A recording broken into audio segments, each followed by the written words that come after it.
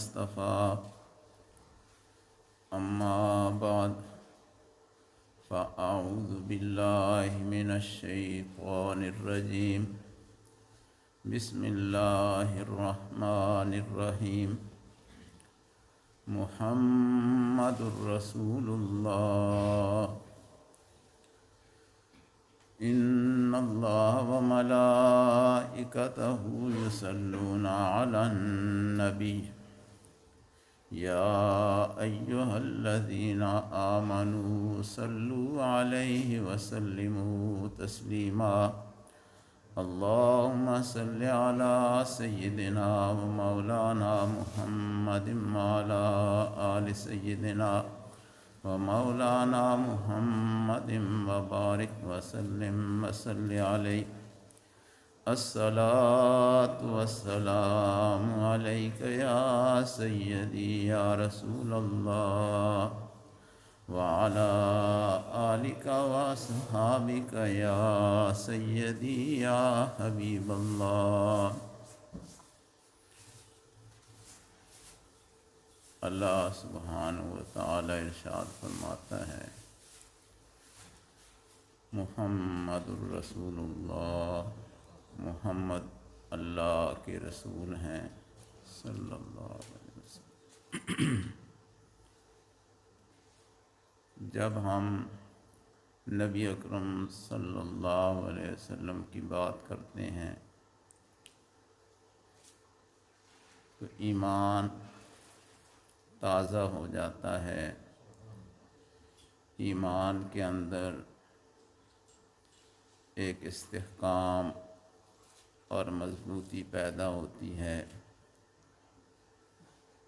رسول اللہ صلی اللہ علیہ وسلم کی زندگی کو دیکھ کر جب انسان ارد گرد کا مطالعہ کرتا ہے تو اسے خیال آتا ہے کہ سرکار دو جہاں سید الانبیاء والمرسلین، امام الاولین والآخرین کی زندگی کیسے تھی اور میری زندگی کیسی ہے۔ ظاہر بات ہے جو بھی نور کسی کو ملتا ہے، جو روشنی بھی کسی کو حاصل ہوتی ہے، سراجم منیرہ کی شان والے محبوب خدا کی زندگی سے ہی حاصل ہوتی ہے۔ اتنی سادہ، آسان زندگی میرے رسول اللہ صلی اللہ علیہ وسلم نے بسر کی، اور اس زندگی میں ہر وقت دوسروں کا خیال اور دوسروں کی عزت نفس کا پاس، دوسروں کے حالات پر گہری نظر رکھنا، یہ میرے اور آپ کے آقا حضرت محمد الرسول اللہ صلی اللہ علیہ وسلم کی شان ہے۔ ایک جوان دن کو روزہ رکھتا، رات کو عبادت میں گزار دیتا۔ رسول اللہ صلی اللہ علیہ وسلم نے اسے سمجھایا کہ بہت سارے اور بھی حقوق ہیں، بہت ساری اور بھی چیزیں ہیں جنہیں زندگی میں انسان کو کرنا پڑتا ہے۔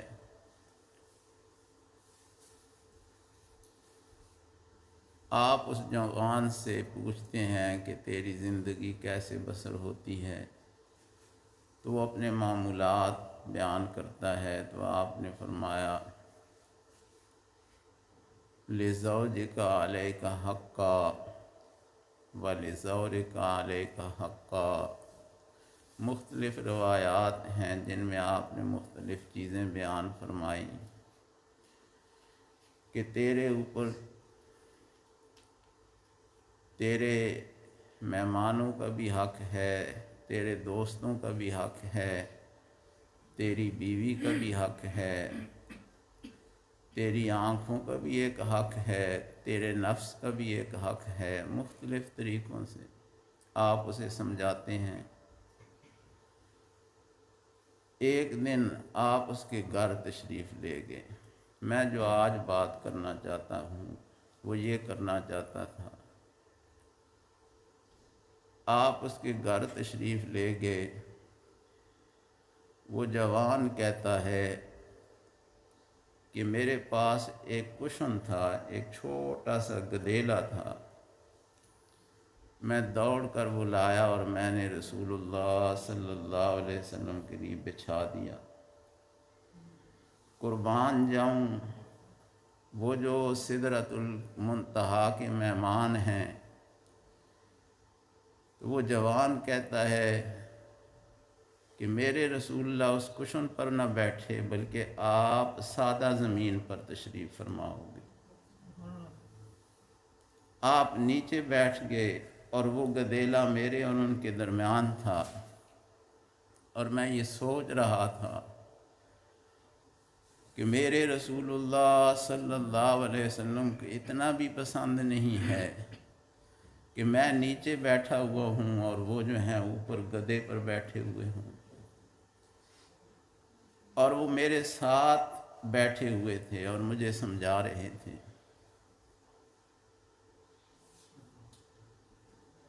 یہ مصیبتیں، یہ پریشانیاں، یہ رات دن کی محنتیں، یہ اس لیے ہم ان پہ پھنسے ہوئے ہیں کہ تکلفات کی زندگی گزارتے ہیں۔ اور جن لوگوں کو رسول اللہ صلی اللہ علیہ وسلم کی محبت ہوتی ہے، جن کے دلوں میں رسول اللہ صلی اللہ علیہ وسلم کی ذات کے ساتھ وابستگی ہوتی ہے، ان کی زندگیاں بالکل عجیب ہوتی ہیں۔ اسی لیے میں یہ بات کرتا ہوں کہ کسی اچھے انسان کے ساتھ اٹھنا بیٹھنا شروع کر دیں، تبدیلی خود بخود آ جاتی ہے۔ ایک ہیں پروفیشنلز، میں ان کی بات نہیں کیا کرتا، میں فقیروں کی بات کرتا ہوں، پیروں کی بات نہیں کرتا ہوتا میں۔ فقیر کچھ اور لوگ ہوتے ہیں اور ان کی زندگیاں عجیب ہوتی ہیں۔ رسول اللہ صلی اللہ علیہ وسلم کے اس زمانے کے جو غلام ہیں، اگر ان کی زندگیاں آپ دیکھیں تو آپ حیران رہ جائیں گے۔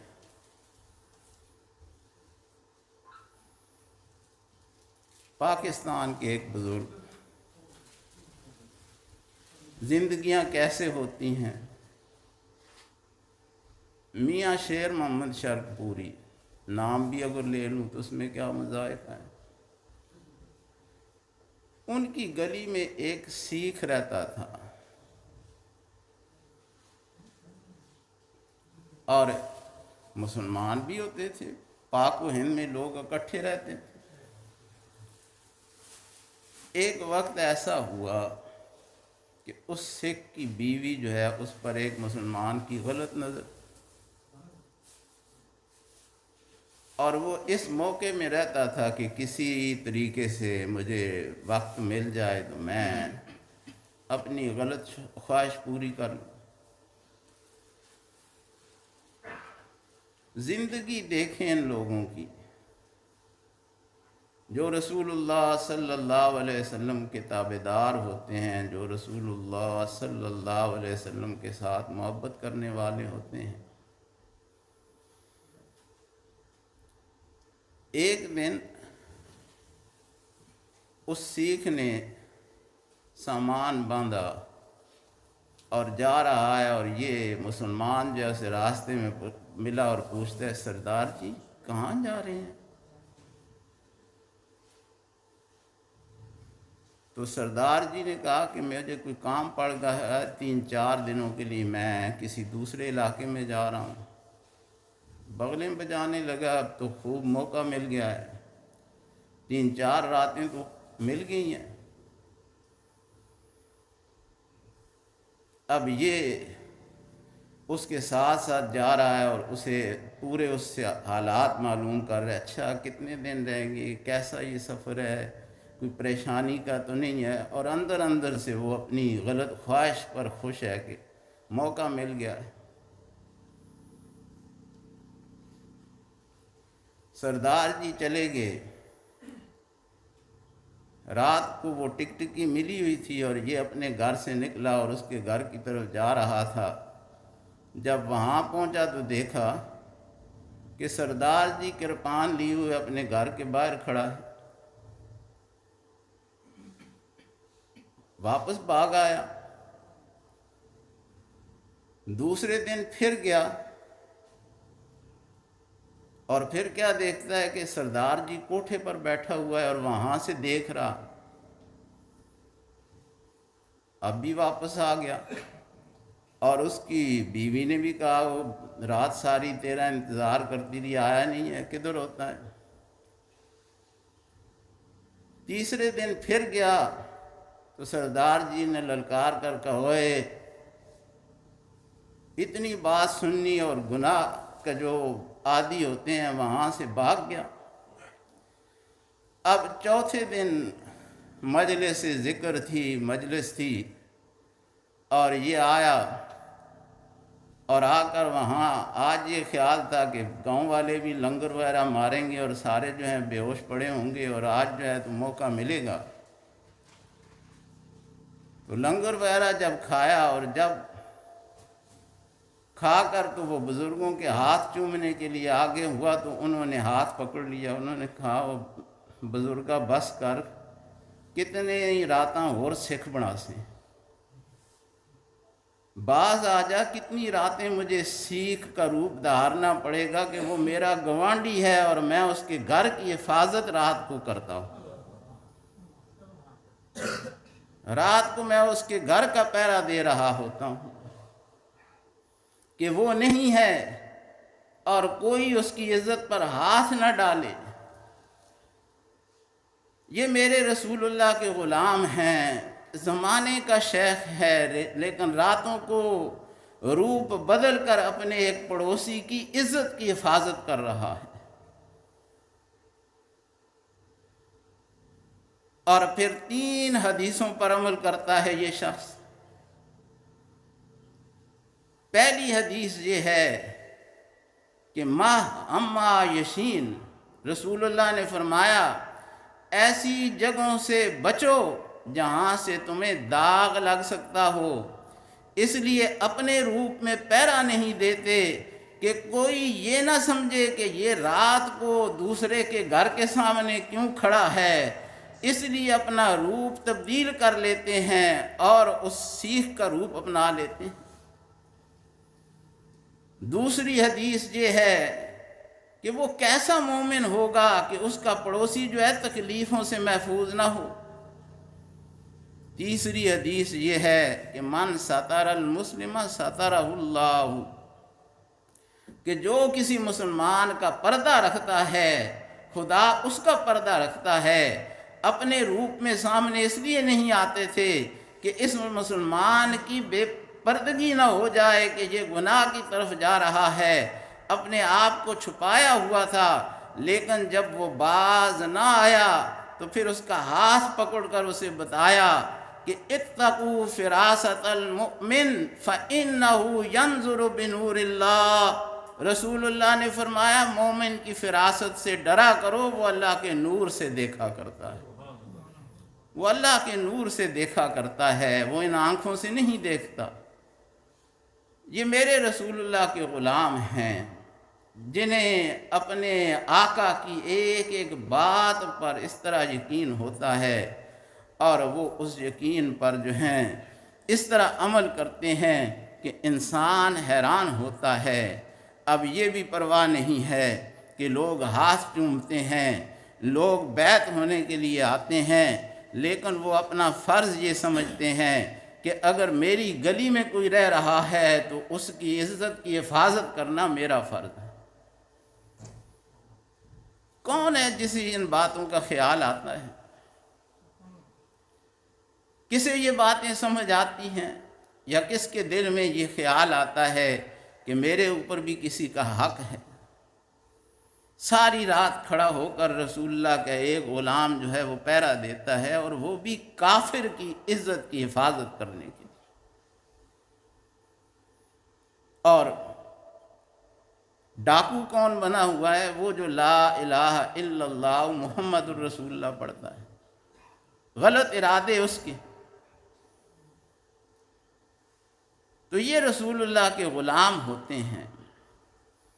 کبھی کبھی ہم بات کرتے ہیں تو لوگ یہ کہتے ہیں او جی وہ تو صحابہ کی بات کرتے ہیں، انہیں تو رسول اللہ صلی اللہ علیہ وسلم کی محفل میسر آئی، بے شک نہ ان کے ساتھ کوئی ملتا ہے نہ ان کی طرح کوئی ہے، لیکن یہ بھی یاد رکھیں جسے بھی رسول اللہ کے سینے سے نور ملتا ہے اس کی زندگی کا طرز بالکل الگ ہو جاتا ہے۔ اسے یہی سمجھ آتی ہے کہ بندہ بن کر رہنا ہی میری عزت ہے اور میرا مرتبہ ہے، اور وہ بندوں والی زندگی گزارتا ہے۔ کبھی اسے یہ خیال نہیں آتا کہ میں یہ ہوں اور میں وہ ہوں، اسے ایک ہی خیال آتا ہے، اور وہ یہ ہوتا ہے کہ میرا رب راضی ہو جائے اور میرے رسول اللہ مجھ سے خوش ہو جائیں۔ یہ ان کا ایک خیال ہوتا ہے۔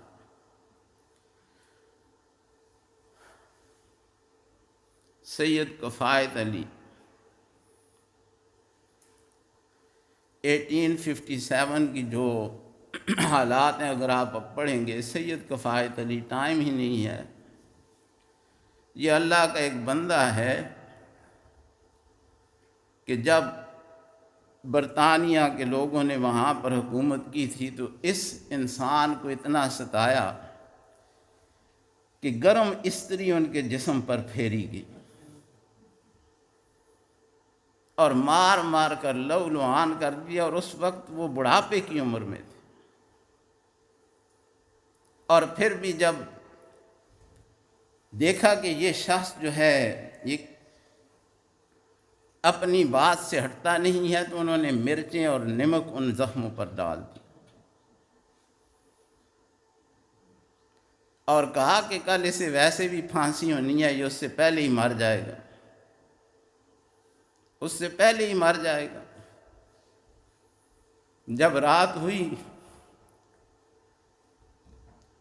تو رسول اللہ صلی اللہ علیہ وسلم کا دیدار ہوا۔ کفایت علی کی آنکھوں میں آنسو آ گئے۔ رسول اللہ نے فرمایا یہ خواب ہے۔ کفایت ڈر گیا ہے، عرض کی یا رسول اللہ ڈرا نہیں ہوں، لیکن ایک کوتاہی ہو گئی ہے کہ 3 مہینے تک میں چھپا رہا، آج جب یہاں پہنچا ہوں جسم جو ہے وہ یہ زخموں سے بھرا ہوا ہے، اور آپ کا دیدار ہوا ہے، تو مجھے یہ خیال آیا ہے کہ میں بہت ہی کوتاہی کر بیٹھا ہوں کہ میں 3 مہینے پہلے ہی آ جاتا کہ آپ کا دیدار ہو جاتا، کہ آپ کا دیدار ہو جاتا، میں 3 مہینے پہلے ہی آ جاتا۔ اب کوئی غم نہیں ہے، قربان جاؤں۔ جب انگریزوں نے کہا کہ سٹریچر لایا جائے اور اس پر ڈال کر اسے لایا جائے، تو جب وہ ان کے کمرے میں گئے تو وہ امامہ شریف باندھ رہے تھے اور تیاری کر رہے تھے کہ پھانسی کے پھندے کی طرف جاؤں گا، پاؤں زخموں سے چور چور ہیں، جسم چھلنی ہے لیکن ایمان تازہ ہے، اور ایک نعت شریف پڑھتے ہوئے جا رہے تھے۔ قربان جاؤں، نعت شریف پڑھنے کا مزہ بھی تو تب ہے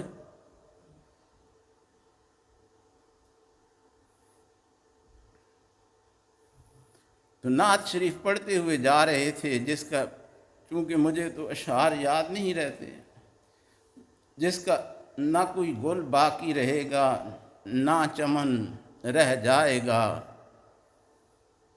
رسول اللہ کا دین حسن رہ جائے گا۔ اور وہ اس طرح جا رہے تھے۔ اللہ سبحانہ و تعالی ہمیں توفیق دے کہ ہم کسی ایسی شخص کے ساتھ بیٹھنے والے ہو جائیں کہ جس کے سینے میں درد ہو، اور اللہ وہ درد کی چنگاری ہمیں بھی عطا کر دے۔ اے اللہ ہم سب کے گناہوں کی معافی عطا فرما اور ہماری زندگی میں تبدیلی عطا فرما۔